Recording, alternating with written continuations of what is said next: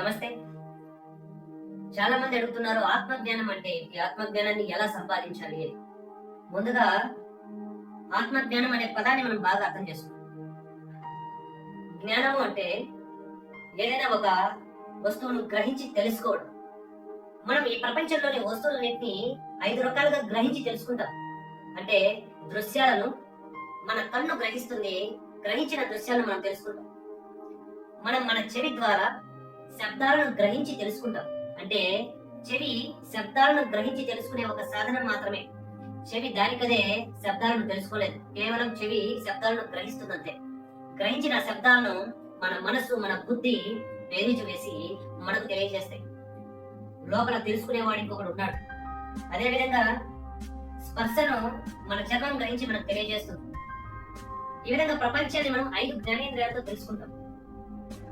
మరి ఆత్మజ్ఞానం అంటున్నాం. ఆత్మజ్ఞానం అంటే ఆత్మను గ్రహించి తెలుసుకోవడం. మరి ఆత్మను గ్రహించడానికి ఏదో ఒక ఇంద్రియం ఉండాలి కదా. శబ్దాన్ని అయితే చెవి ద్వారా గ్రహించి తెలుసుకుంటాం, దృశ్యాన్ని అయితే కన్ను ద్వారా గ్రహించి తెలుసుకుంటాం. మరి దేనికి చిక్కినటువంటి ఈ ఆత్మను దేనితో గ్రహించి తెలుసుకోగలుగుతాం? భగవద్గీతలో దీని గురించి ఇలా చెప్పబడింది.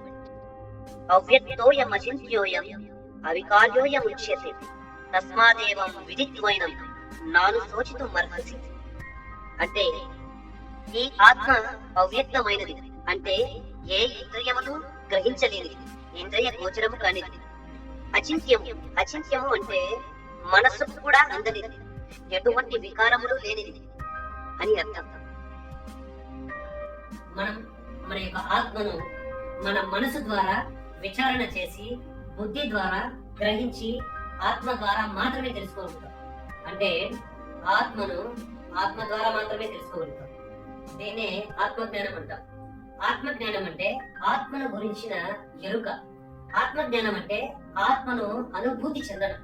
అనుభూతి చెందడం అంటే ఏ విధంగా అయితే రుచిని నాలుగుతో అనుభూతి చెందుతామో అదే విధంగా మన ఆత్మను ఆత్మ ద్వారానే అనుభూతి చెందితే దాన్ని ఆత్మానుభూతి అంటారు. మామూలుగా ఆత్మ సాక్షాత్కారం జరిగింది అంటూ ఉంటారు.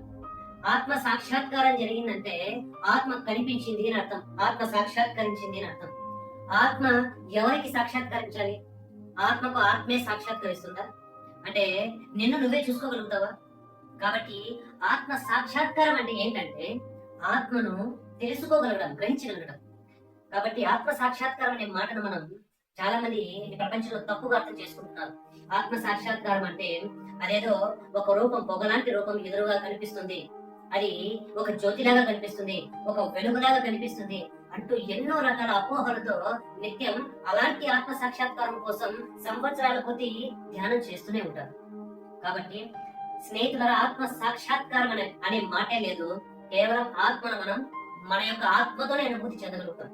దీన్ని ఆత్మ విచారణ పద్ధతిలో మాత్రమే ఆత్మను తెలుసుకోగలుగుతాం. ఆత్మ ఇంద్రియాలకు అతీతమైనది.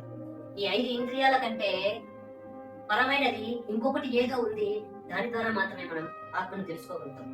దీన్నే ఆత్మజ్ఞానం అంటాం.